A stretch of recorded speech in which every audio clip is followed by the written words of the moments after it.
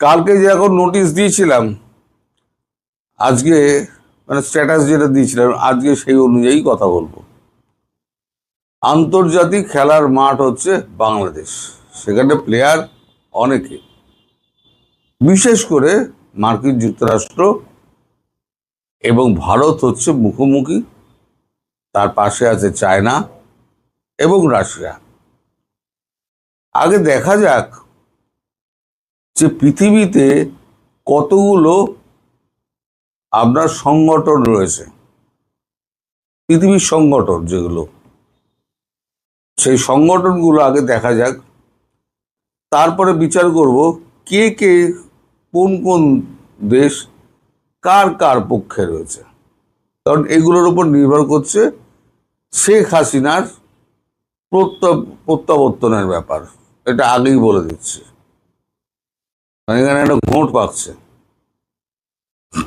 একটা হচ্ছে G7 দিয়ে শুরু করি, গ্রেটার 7 বা গ্রুপ অফ 7। যে গ্রুপ অফ 7-এ কিছুদিন আগে মোদি গিয়েছিলেন, ট্রাম্পের সঙ্গে সাইডলাইন বৈঠক হয়েছে। সেখানে কে কে আছে? গ্রুপ অফ 7 বিশ্বের শীর্ষ 7টি উন্নত অর্থনীতির দেশের জোট। মোট 7টি দেশ রয়েছে, যেগুলো হলো Canada, France, Germany, Italy, Japan, যুক্তরাষ্ট্র মানে ইউকে, মার্কিন যুক্তরাষ্ট্র, এছাড়া ইউরোপিয়ান ইউনিয়ন G7-এর সমস্ত বৈঠকে অংশগ্রহণ করে থাকে। মালদার পার্টিদের সংগঠন। এবার আসুন G20। নামটা G20, আসলে কিন্তু আছে 19টা দেশ। কারা কারা রয়েছে? Argentina, Australia, Brazil, Canada, China, France, Germany, India, Italy, Japan, Mexico, Russia, Saudi Arabia, south Africa, south Korea, turkey, United kingdom, United states. এছাড়া আরও দুটো দেশ রয়েছে যারা এখানে অন্তর্ভুক্ত নেই, তারা হচ্ছে বাইরে থেকে তারা আসে। তারা হচ্ছে, এক হচ্ছে ইউরোপিয়ান ইউনিয়ন, আর হচ্ছে আফ্রিকান ইউনিয়ন। টোটাল 19 আর 2 21, কিন্তু নামটা G20 রয়ে গেছে। এই যে গোল গোল দাগ দেওয়া রয়েছে, এই যে অস্ট্রেলিয়ার প্রধানমন্ত্রীর সঙ্গে ট্রাম্পের সম্পর্ক ভালো নয়। ব্রাজিলের সঙ্গে সম্পর্ক ভালো নয়। ব্রাজিল হচ্ছে আপনার ব্রিক্সের মধ্যে। কানাডার সঙ্গে তো সম্পর্ক আগেই আপনারা জানেন, কানাডা দখল করে নেবো বলেছিল আমার প্রেসিডেন্ট। চায়নার সঙ্গে তো আদায় কাজ করার সম্পর্ক, ফ্রান্সের সঙ্গেও তাই। ফ্রান্সের প্রধান প্রেসিডেন্ট ইমানুয়েল ম্যাক্রোকে বলেছিলেন যে ওর বউ তো ওকে পেটায়। আচ্ছা, জার্মানির সঙ্গেও আদায় কাজ করার সম্পর্ক। ভারতের কথা তো ছেড়েই দিন, আপনারা সবাই জানেন। আমি গোল গোল দাগগুলো দেওয়া বলছি। ইটালি নিরপেক্ষ। এই ইটালি কিন্তু আপনার জর্জিয়া মেলোনি, গোল দাগটা দেওয়া হয়নি। ইটালি কিন্তু ভারতের পক্ষে, জর্জিয়া মেলোনি। জাপান ভারতের পক্ষে। মেক্সিকো, তার সঙ্গে গন্ডগোল। জাপানের সঙ্গে গন্ডগোল কেন? জাপানের প্রধানমন্ত্রীকে হোয়াইট হাউসে ডেকে নিয়ে গিয়ে উনি মনে করে দিয়েছিলেন প্রথম বিশ্বযুদ্ধে কিন্তু আমরা প্রথমে অ্যাটম বোমাটা ফেলেছিলাম, এটা মনে রেখে দেবেন, সুতরাং ঠিকঠাক থাকুন, ধমকি দিয়েছিলেন। মেক্সিকোর সঙ্গে গন্ডগোল নিয়ে কি, মেক্সিকোর সঙ্গে ওই আপনার বর্ডার ইস্যু এবং ড্রাগ, এই নিয়ে একটা ঝামেলা। রাশিয়া তো বরাবরই বাইরে।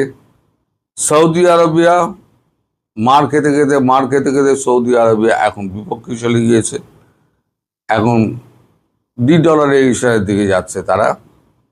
মানে পেট্রো ডলার তারা রাখবে না। কালকেই বলেছিলাম না, ওআইসি বলেছে পেট্রো ডলার রাখবে না। সাউথ আফ্রিকা ব্রিক্সের মধ্যে, সাউথ কোরিয়া আমেরিকার পক্ষে। সাউথ কোরিয়া আমেরিকার পক্ষে এই কারণে, কারণ উল্টো দিকে রয়েছে নর্থ কোরিয়া। কিম জং উন একটা পাগল, তিনি রয়েছেন যখন তখন মানে পরমাণু বোমা মারে বলে, তার জন্য সাউথ কোরিয়া আমেরিকার হয়ে রয়েছে। ইউনাইটেড কিংডম, পিএস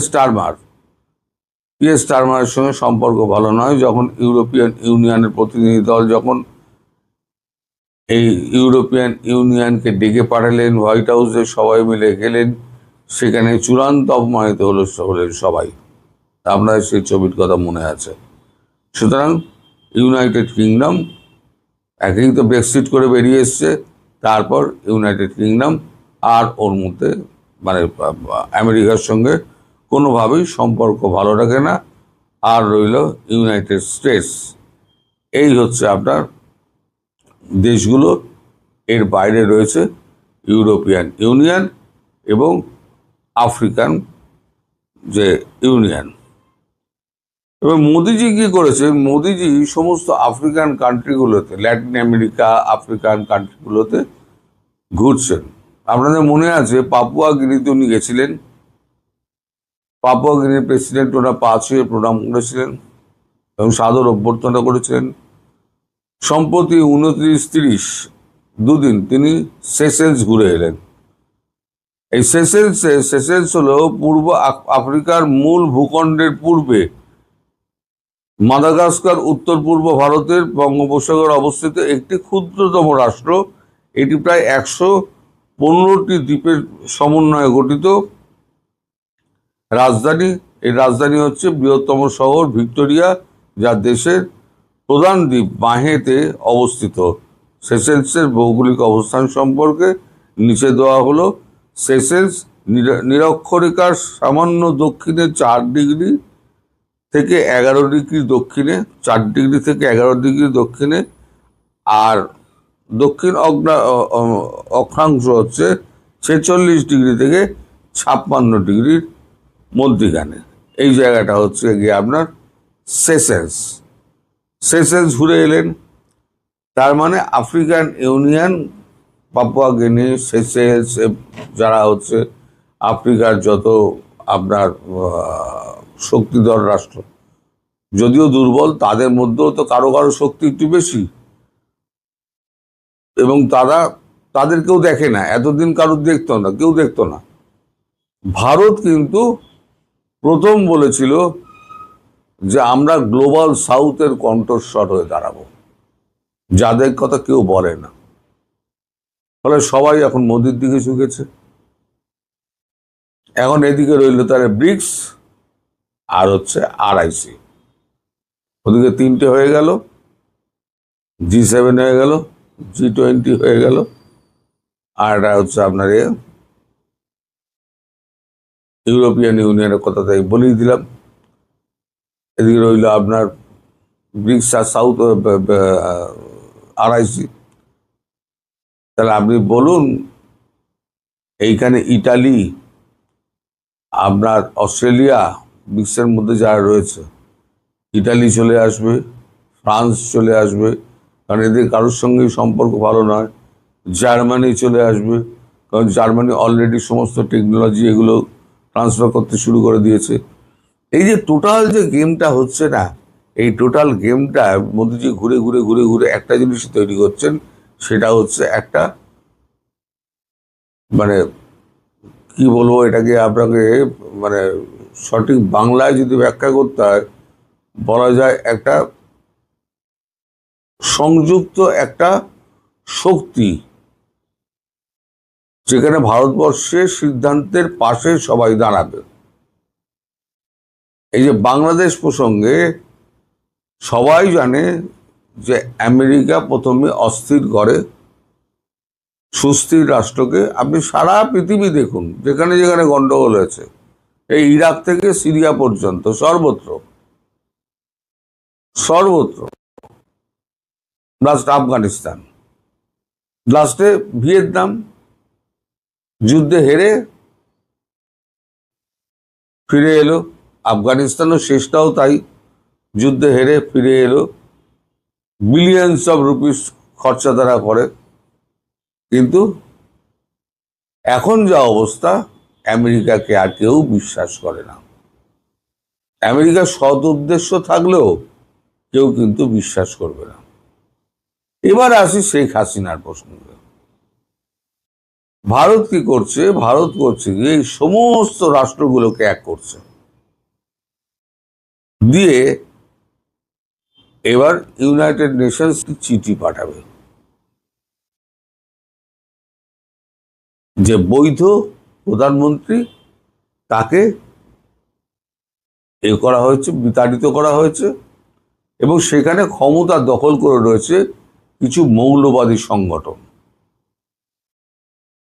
বড় বড় দেশগুলো আছে, ক্ষমতাবান দেশগুলো আছে, যেখানে জার্মানি, ইটালি, ফ্রান্সের মতো দেশ আছে, ভারত, রাশিয়ার মতো দেশ আছে। যারা যারা রয়েছে তারা সবাই কিন্তু ভারতের পক্ষেই দাঁড়াবে এবং বাংলাদেশে শেখ হাসিনার পক্ষেই দাঁড়াবেন। এবার যখন ইউনাইটেড নেশনস সিকিউরিটি কাউন্সিল থেকে যখন অর্ডার বেরিয়ে আসবে, তখন ভারতের পক্ষে কাজটা সহজ হয়ে যাবে, বিশ্বের পক্ষে কাজটা সহজ হয়ে যাবে। বিশ্বের একটা এমন চাপ সৃষ্টি হবে যে চাপের কাছে বাংলাদেশকে পালাতে বাধ্য হবে। আমি বলেছিলাম অনেকদিন আগে, তারেক রহমান প্লেন ধরে সিধে লন্ডন পালাবেন। দেশের মধ্যে যা পরিস্থিতি হচ্ছে, তারেক রহমান শিগগির প্লেন ধরে দেখবেন কোন দিন ভোরবেলা লন্ডন পাড়ি দিয়েছেন, সেখান থেকে তিনি ওই আপনার রেজিস্ট্রেশন পেপার পাঠিয়ে দেবেন যে আমি আর এই দেশের প্রধানমন্ত্রী নেই, দেখে নেবেন। কারণ আওয়ামী লীগকে ঠেকানো, আমি ভেতরের খবর জোগাড় করেছি, যদি শেখ হাসিনা যেদিন বলবেন আমি ফিরছি, সেদিন মোটামুটি আপনার পুরো ঢাকা শহর দখল করতে, ততক্ষণে গ্রামগঞ্জ থেকে সমস্ত চিড়ে মুড়ি নিয়ে সব হাঁটা দেবে ঢাকার দিকে। যদি প্লেনে যান, আমি যা শুনেছি, যদিও প্লেনে যান, তাহলে ওখান থেকে ওনার বাড়ি গিয়ে পৌঁছাতে লাগবে অন্তত 8 ঘন্টা থেকে 10 ঘন্টা। আর যদি বাই রোড যান তাহলে অন্তত 3 দিন লাগবে। তার আগেই দেখবেন ওই সেনাবাহিনী ব্যারাকে ঢুকে গেছে, পুলিশ তো মাঠে নামবেই না। তারপর পরিস্থিতি কি হবে সে তো আপনারা বুঝতেই পারছেন, তা আমি আর ভেঙে বলবো না, মানে এখানে অনেক রকম সমস্ত বিধিনিষেধ আছে। আপনারা বুদ্ধিমান মানুষ, আপনারা ভেবে দেখুন যে কী হতে পারে না হতে পারে। সবাই ভালো থাকবেন, সুস্থ থাকবেন এবং সাবধানে থাকবেন। নমস্কার।